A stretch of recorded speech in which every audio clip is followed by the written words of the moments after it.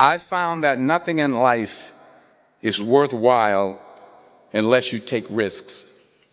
Nothing.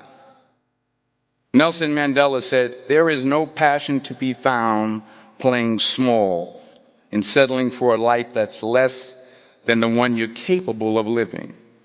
Now, I'm sure in your experiences in school and applying to college and picking your major and deciding what you want to do with life, I'm sure people have told you to make sure you have something to fall back on. Make sure you got something to fall back on, honey. But I never understood that concept, having something to fall back on.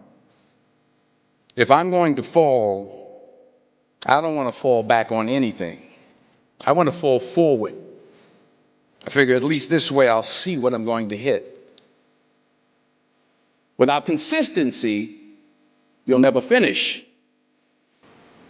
So do what you feel passionate about. Take chances. Don't be afraid to fail. There's an old IQ test was 9 dots, and you had to draw 5 lines with a pencil within these 9 dots without lifting the pencil. The only way to do it was to go outside the box.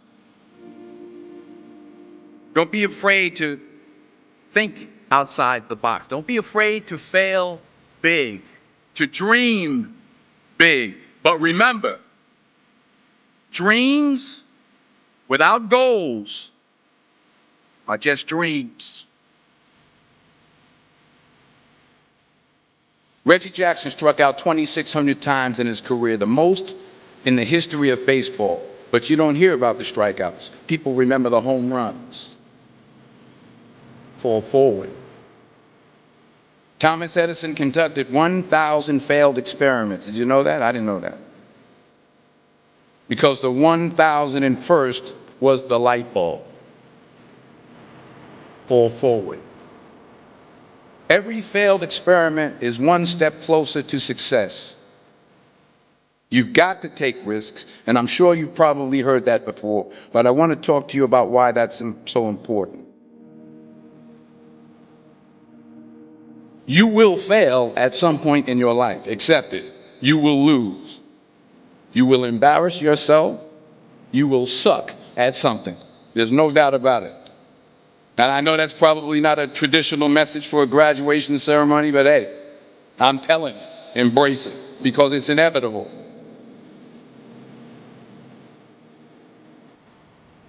In the acting business, you fail all the time. Early on in my career, I auditioned for a part in a Broadway musical. Perfect role for me, I thought, except for the fact that I can't sing. I didn't get the job. But here's the thing. I didn't quit. I didn't fall back. I walked out of there to prepare for the next audition, and the next audition, and the next audition. I prayed.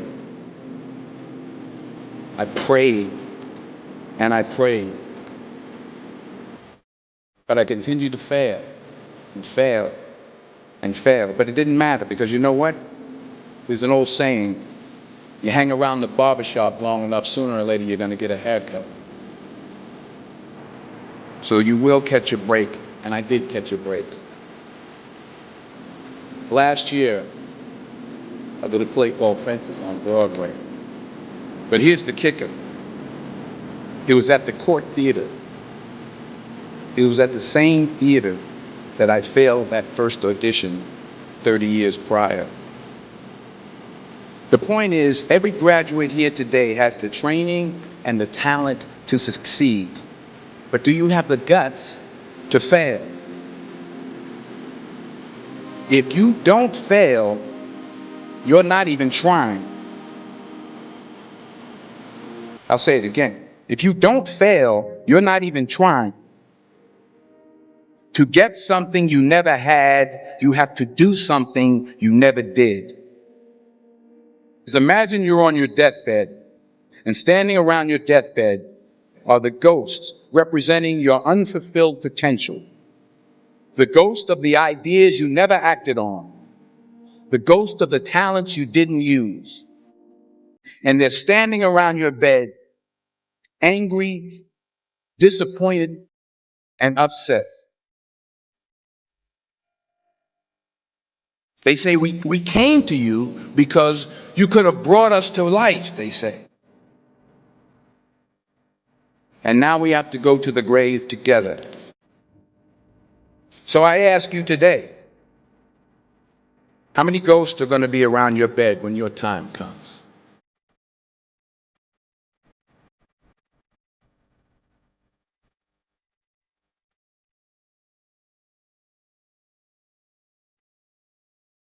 I just got back from South Africa. It's a beautiful country, but there are places there with terrible poverty that need help.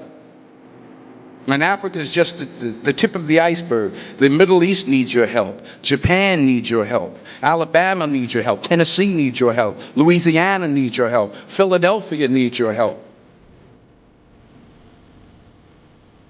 The world needs a lot, and we need it from you. We really do. We need it from you young people. I mean, I'm not speaking for the rest of us up here, but I know I'm getting a little grayer. We need it from you, the young people. Because remember this. You got to get out there. You got to give it everything you got, whether it's your time, your talent, your prayers, or your treasures. What are you going to do with what you have? I'm not talking about how much you have. Some of you are business majors. Some of you are theologians, nurses, sociologists. Some of you have money. Some of you have patience. Some of you have kindness. Some of you have love. Some of you have the gift of long suffering. Whatever it is, whatever your gift is, what are you going to do with what you have? All right, now here's my last point about that. Sometimes it's the best way to figure out where you're going. Your life will never be a straight path. I began at Fordham University as a pre-med student. I took a course called cardiac morphogenesis. I couldn't read it, I couldn't say it, I sure couldn't pass it. So then I decided to go into pre-law, then journalism. And with no academic focus, my grades took off in their own direction. I was a 1.8 GPA. And the university very politely suggested that it might be better to take some time off. I was 20 years old. I was at my lowest point. And then one day, and I remember the exact day, March 27, 1975, I was helping my mother in a beauty shop. My mother owned a beauty shop up in Mount Vernon. And there was this older woman who was considered one of the elders in the town. I didn't know her personally, but I was looking in the mirror. Every time I looked in the mirror, I could see her up behind me. She was staring at me. She just kept looking at me. Every time I looked at her, she kept giving me these strange looks. So she finally took the dryer off her head and said something. She said something I'll never forget. She said, "Young boy, I have a prophecy, a spiritual prophecy." She said, "You are going to travel the world and speak to millions of people." And in the years that followed, just as that woman prophesied, I have traveled the world, and I have spoken to millions of people through my movement. Millions who, up till this day, couldn't see me. Up till this day, I couldn't see while I was talking to them, and they couldn't see me. They could only see the movie. They couldn't see the real me. But I see you today, and I'm encouraged by what I see. And I'm strengthened by what I see. Because taking risk is not just about going for a job. It's also about knowing what you know and what you don't know. It's about being open to people and to ideas. To the chances you take, the people you meet, the people you love, the faith that you have, that's what's going to define you. Never be discouraged.